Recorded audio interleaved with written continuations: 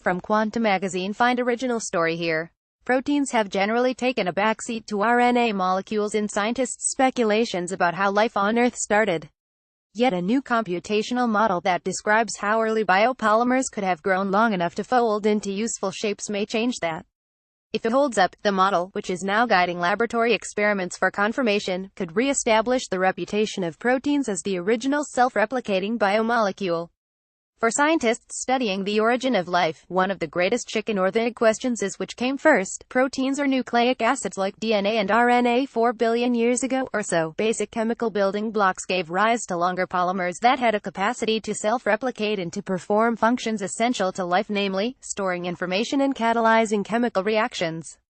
For most of life's history, nucleic acids have handled the former job and proteins the latter one.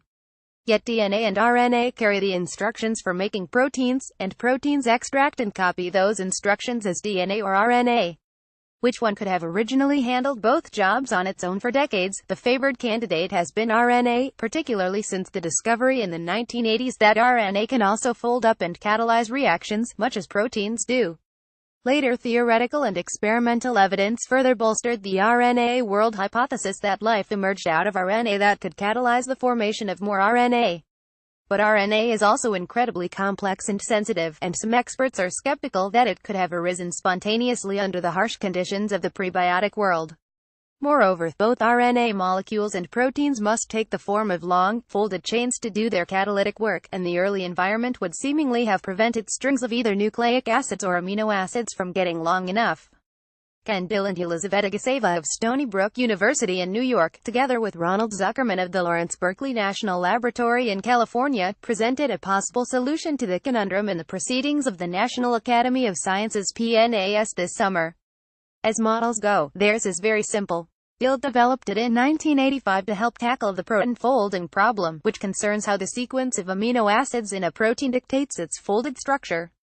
His hydrophobic polar HP protein folding model treats the 20 amino acids as just two types of subunit, which he likened to different colored beads on a necklace: blue, water-loving beads, polar monomers, and red, water-hating ones, non-polar monomers. The model can fold a chain of these beads in sequential order along the vertices of a two-dimensional lattice, much like placing them on contiguous squares of a checkerboard. Which square a given bead ends up occupying depends on the tendency for the red, hydrophobic beads to clump together so that they can better avoid water. Dill, a biophysicist, used this kind of computation throughout the 1990s to answer questions about the energy landscapes and folding states of protein sequences. Only recently did he think of applying the model to early Earth, and to the transition from prebiotic chemistry to biology. Chemistry is not self-serving, and biology is, Dill said. What were the first seeds of this self-servingness? The answer, he thinks, lies in foldable polymers, or foldamers. With his model, he generated one set of permutations of hydrophobic and polar monomers, the complete assortment of all possible red and blue necklaces up to 25 beads in length. Just 2.3% of these sequences collapse into compact foldamer structures. And just 12.7% of those, a mere 0.3% of the original set, fold into conformations that expose a hydrophobic patch of red beads on their surface. This patch can serve as an attractive, sticky landing pad for hydrophobic sections of sequences floating by. If a single red bead and a red-tailed chain land on the hydrophobic patch at the same time, thermodynamics favors the two sequences linking together. In other words, the patch acts as a catalyst for elongating polymers, speeding up those reactions as much as tenfold. Although this rate enhancement is small, Dill said, it is significant. Autocatalytic origami: most of those elongated polymers merely continue on their way. But a few end up folding, and some even have a hydrophobic patch of their own, just like the original catalyst. When this happens, the folded molecules with landing pads not only continue to form long polymers in greater and greater numbers, but they can also end up constituting what's called an autocatalytic set, in which foldamers either directly or indirectly catalyze the formation of copies of themselves. Sometimes two or more foldamers can engage in mutual catalysis, by enhancing reactions that form one another. Although such sets are rare, the number of these molecules would grow exponentially and eventually take over the prebiotic soup. It's like lighting a match and setting a forest fire, Dill said. That's the whole magic of it, he added, the ability of a small event to leverage itself to much bigger events. And all that's needed to spark this process are particular sequences of hydrophobic and polar components, which his model can predict. Dill's model shows you need only those two properties, said Peter Schuster, a theoretical chemist and professor emeritus at the University of Vienna. That's a beautiful theoretical result. It puts in doubt the vision of the origin of life that is based on the RNA world hypothesis, said Andrew Pahorel, director of NASA's Center for Computational Astrobiology and Fundamental Biology. To him and some other scientists, proteins seem like a more natural starting point because they are easier to make than nucleic acids. Pahorel posits that the information storage system found in the earliest rudiments of life would have been less advanced than the nucleic acid-based system in modern cells. People didn't like the protein first hypothesis because we don't know how to replicate proteins, he added. This is an attempt to show that even though you cannot really replicate proteins the same way you can replicate RNA, you can still build and evolve a world without that kind of precise information storage. This fertile information-rich environment might then have become more welcoming for the emergence of RNA. Since RNA would have been better at autocatalysis, it would have been favored by natural selection in the long run.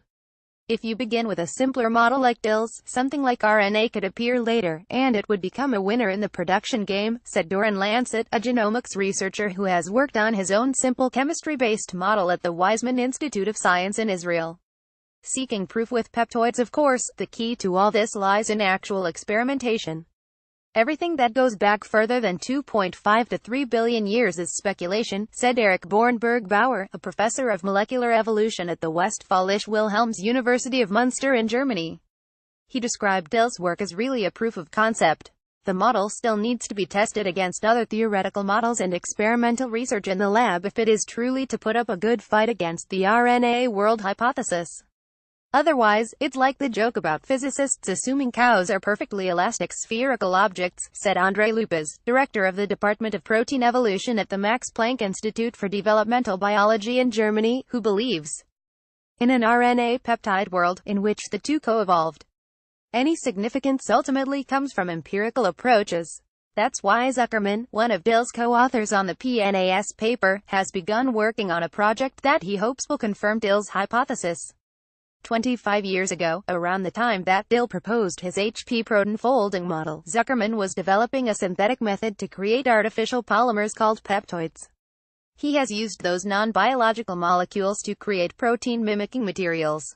Now he's using peptoids to test the HP model's predictions by examining how sequences fold and whether they would make good catalysts. In the course of this experiment, Zuckerman said, he and his colleagues will be testing thousands of sequences. That's sure to be messy and difficult. Dill's HP model is highly simplified and doesn't account for many of the complicated molecular details and chemical interactions that characterize real life. This means we will run into atomic-level realities that the model is not capable of seeing, Zuckerman said.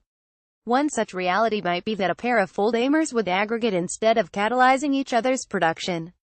Skeptics of Dill's hypothesis worry that it would be far easier for the hydrophobic patches to interact with one another instead of with other polymer chains. But according to Pahorel, the potential for aggregation doesn't automatically mean Dill is wrong about needing those hydrophobic patches to get autocatalysis started. Modern enzymes aren't just smooth balls. Enzymes contain crevices that assist the process of catalysis, he explained.